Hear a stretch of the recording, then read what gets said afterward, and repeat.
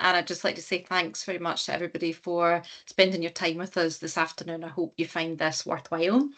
Okay, so my role here is really just to kind of take you through some of the key updates that we've introduced to phase two. But what I would like to say is that we received a number of strong applications during phase one, and we've had the opportunity to test that process from start to finish. And we are on the cusp of making some project awards, details of which will be shared in due course. Not quite at that stage yet. So it was really helpful working through that process from end to end, and we've gained invaluable insights where to make future improvements. So hopefully everyone will benefit from that in phase two, and then going forward into the final phase of the fund a bit later on in the year. So hopefully you can see the screen that I'm sharing just now. The purpose of this slot is really just a briefing update. I'd like to be able to signpost you towards the key changes that have been made to help give you the clarity and confidence that you need for moving forward with applications that you may be intending to prepare for this next phase of the fund, which is now open. I'm not going to take you through this line by line because, as Richard says, we really want to get the benefit of having all of you in the same room to help enable your collaborations. So what I'm going to do is point you in the right direction here, and would very strongly encourage you after the meeting today and over the coming weeks to really familiarise yourself with the updated call guidance and the resources that we've made available as well ahead of the closing deadline, which is Friday, the 4th of July at 5 p.m. And of course, we as a team are here in the background. You can contact us through the mailbox and the EUI form should you have any queries. And obviously we're quite keen to share those insights and learnings as part of the overall FAQs process as well. Okay, so hopefully you can see this screen that I'm sharing, and this will take you to the funding page of the website that Richard's just signposted you towards. In terms of the first change that I'd like to bring your attention to, it will be the guidance documents. Now, I'm just giving you an example of the large guidance, but clearly there's a parallel stream with the small awards as well.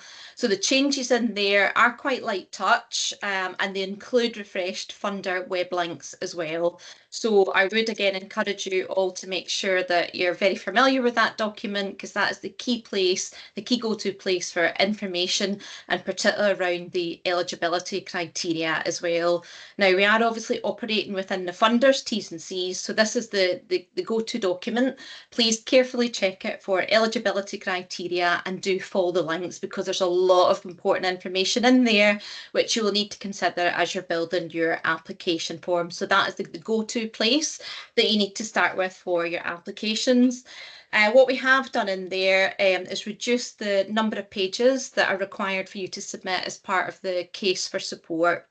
So for the large awards, we reduced it from 8 down to about 5 pages. Now, that doesn't mean you need to go up to 5 pages. Of course, if you can say more with less words, then that will always be welcome for the panel reviewers. And then for the small awards, we've reduced that expectation from about 4 pages to 3 pages. But again, please don't feel you need to fill up the full 3 pages. We're just saying that for small awards, you will probably submit about half the number of pages for a case support as you would for a large award. So that's one of the key things there to look out for. And also the bank details that is required as part of an essential file to submit as part of your application form. What we've actually done is we've been more specific there in terms of what we need in that document. This is just an insight from the process. That document, everybody provided it. Which was fantastic. However, it was quite variable in terms of the information that was provided. So in order to fill in various internal University of Stirling forums, there's actually key information that we need from the company and bank details. So we've included that in the call guidance document there. So please, again, when you're preparing that letter-headed document, have a careful look at the call guidance document in terms of the information that we need. In the case that if your application was successful, then we can move you through the process and get you onboarded as a supplier. And we need to do that in order to be able to pay you for your projects. Okay, so that's me done with call guidance. These documents may also be updated from time to time because we might see things ourselves or realise that we could make a light touch tweak or refresh a web link that might have gone out to date. So really that's your responsibility as lead applicants to make sure that you're using the most up-to-date version of the call guidance document at time to time, and we'll indicate the version document number on the most recently issued version. So again, please make sure that you're familiar with that, because that is the key go-to document that will underpin your project applications. The next one is around optimization challenges. Now, we did get feedback that that was a very long and academic document. So I just want to thank Kathleen and give Kathleen the recognition for cutting that document in about half. So it's about half the size is what it was in phase one. So it was really valuable getting that feedback. And Kathleen's done a lot of work in there to try and improve the readability and the shared understanding of the optimization challenges. My advice for you as part of making your proposals is make sure that your projects and your proposed project activities clearly align with the optimization challenges. And we also ask that you consider the wider transferability of the outcomes of your projects to other parts of the system as well. So again, that's something that we've made sure to make clearer as part of phase two applications. And then we move on to the application forums themselves. Well, these have been streamlined wherever reasonably possible. But if successful, this information that you provide at that stage actually forms a key part of the project award agreement. So just hold that in your minds just now. And I think probably what's important to say here is that we need to find some way together as a partnership of rather than seeing this as a big application forum that needs to be completed, i.e. a barrier, we need to see it more as an opportunity to shape a successful award. So it is actually a key enabler of the overall process. And what I think we've made clear when we launched in phase one, and this is still the same, is that we made a decision early to front end this overall process. So what we're actually asking everybody for is to provide the information that we need, that if your application is successful, it passes through the eligibility phase and the panel decide to support it, then the advantage that that has is that we can move your project through the internal processes to get you up and running as quickly as possible. And that's the outcome really that everybody's aiming for this process as well. So you won't see transformational changes to the application process, but we have taken some of the feedback on board and made changes where we can. Most of these are actually quite minor, but a few changes and clarifications have come out of the process, and I'll just give you an example of these here. So we do ask in terms of your applications to align with the university's principles, particularly around EDI and ethics, and we provide some web links, etc., to help point you in the direction of those. But what we have observed from the first round of applications is that it would probably be helpful if you had access to someone with expertise in this area. So we've identified a section in the application form that you can think about what capacity building needs do you need to build in to your project activity. So if you choose, for example, yes there, or even if you're not too sure, there might be an opportunity to link you up with our 420 EDI champion. So that's one of the key changes that we have introduced, and quite an important one as well.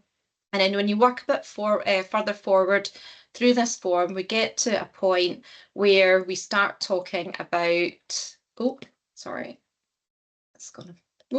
gone a bit fast there, where we ask you about conflicts of interest and partners as well. So let me just try and find that there.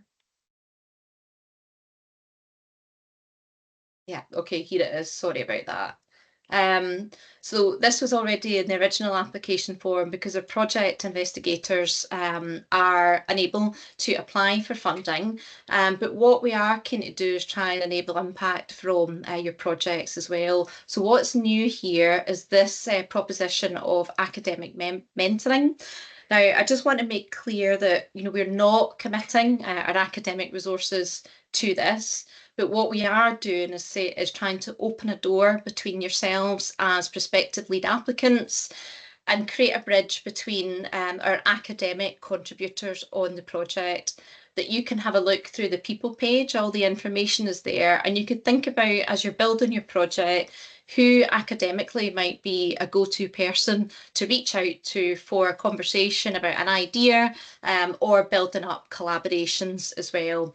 Now, we do need to manage this part of the process very carefully, because conflicts of interest, etc., will come in during the panel review phase, and our academic contributors play a really valuable role in reviewing our proposals as well. So what we ask you to do is, if you're thinking about academic mentoring, have a look at the people page and think about who might be the best placed to support with that. And we're opening a door so that you can get in touch with them and see if there's any capacity there to have those conversations, whether it's at pre-award and or post-award stage. So that's quite a key change that we've introduced into the process. Again, you know, we're not formally committing the academic resource capacity. That will be up to each of our key academic members of team to decide on an individual case-by-case basis. But it is something that we recognise could be an enabler of project impact, and is something for you to think about, and if agreed, build it into your project collaborations as well.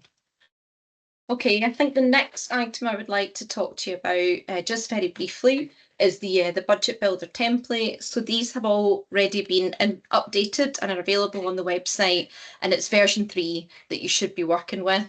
What's the difference between version 3 and the previous version? Well, we've integrated the learnings from phase 1, but we've also introduced a calculation here, and that's to try and help you work out if you've got an academic partner on the project. So the example that I've got here is a large pathway A. These are partner-led projects, but should you wish to bring in an academic collaborator, you need to ensure that the amount of funding that's awarded to them is capped at no more than 20%. So we've introduced a little formula down here that calculates that out for you. So I've set this up as an example of a proposal that would meet the 20% cap. But of course, if your academic contribution went over this to, say, £30,000, then it would exceed the threshold that relate to the funder rules around how much of the project resource can be allocated to the academic contributors in this case. So basically the take-home message is you need to keep that at 20% or below in order for your application to be eligible if you're bringing on an academic contributor. There is also the Pathway B awards, which are the HEI or academic-led proposals. The rules around that is that they need to limit the overall contributions of a partner on the project or partners to no more than 30%. Okay, so these have all been indicated in the budget builders as well. And again, just a helpful calculation that if you have academic and or partners travelling with you in the project, you need to take good care to keep that overall budget down to the maximum amounts or below that. And again, that's something that is looked at during the eligibility phase, and it could be something that catches the eye of myself or somebody else, and then may or may not rule that application out at that stage. So again, we're just trying to help you build your project proposals, make sure they're robust, and you're considering all the rules around that as well. Okay, just moving on to an updated version of the payment reporting schedule scenario. So what we have is 3 levels of awards at the moment. We've got the small awards up to £10,000, and then we've got 2 types of large awards that go up to about 40k, and then there's a larger project again up to about 100k. So this is all about transforming your project plans into what's going to be the achievable milestones to help you deliver your project along its trajectory from its start to end date.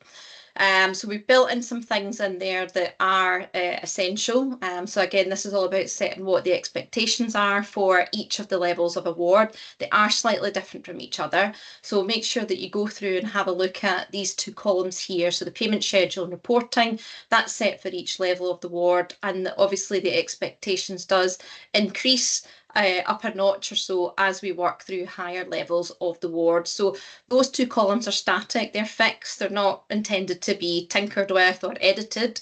What you need to do is think about the breakdown of your project along key milestones up to the end of the line. I'm sure many of you have got lots of experience of this before, but that's something that we really need to see come through in the application process in phase 2.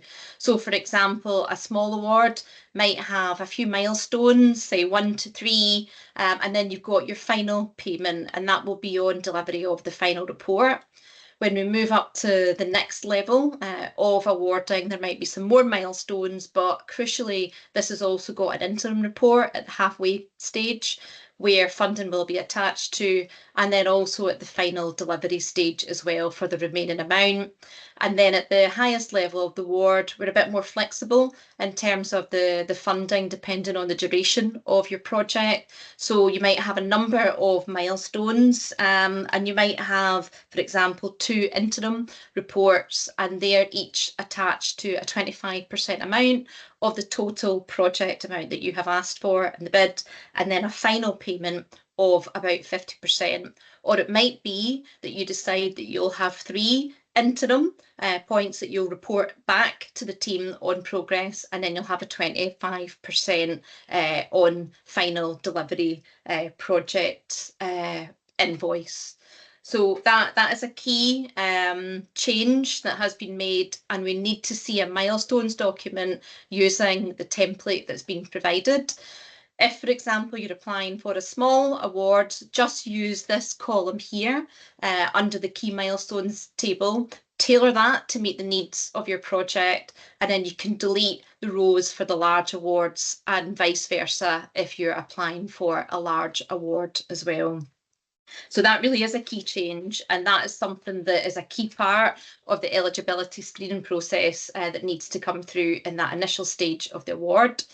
And then just a final reminder about the information that is needed to be submitted as part of your application. So you've worked through your application, you need to make sure that you have provided each of these 8 files, and we would like to have them in one email to the 420 mailbox. So all the information is there that you need. Something that we do ask, and it's an observation from phase 1, is please ensure to clearly label each of the files that you're submitting, and submit no more than the files that you're asked to submit. So anything that's supplementary to this, I'm afraid it cannot be included in the process and won't go through to the panel for consideration. Everything you need for them to see has to be contained within 1 to 6. And then the 7 to 8 files, they're really key pieces of information that I'll need if we're going to be moving forward with your award. Okay, so that probably brings me just about to the end. If I was to summarise how you can make a difference with your application forms, the main message is please ensure to read the call guidance document carefully, follow the links that are enclosed, and make sure that you align with the eligibility criteria that's allowed in there. Also, I would encourage you to engage with the process well ahead of the closing deadline, which in this round is the 4th of July. And that gives everybody time, us as a team, yourselves as lead applicants, to get that feedback, if there's anything that we need to consider or clarify as part of the FAQs process. And then everybody benefits from that shared learning because we're all learning together as a partnership here. I think I've just said it, but please ensure that you submit all of these 8 files and that they are clearly labelled so that they can be identified and move through the process quickly. The aim of getting all of this information up front is so that we can help you get up and running with your projects as quickly as possible if you are successful. And then the other thing really, Richard touched on this at the beginning, is that we see 420 as a glue to bring different people and organisations together across the Forth Water Basin region. So please ensure to use the Miro board and the other partnership engagement tools that we've created for you To help develop your ideas and strengthen those collaborations, try to look for unusual partners, those that you might not normally work with, to help unlock the real potential of innovation across our region and beyond.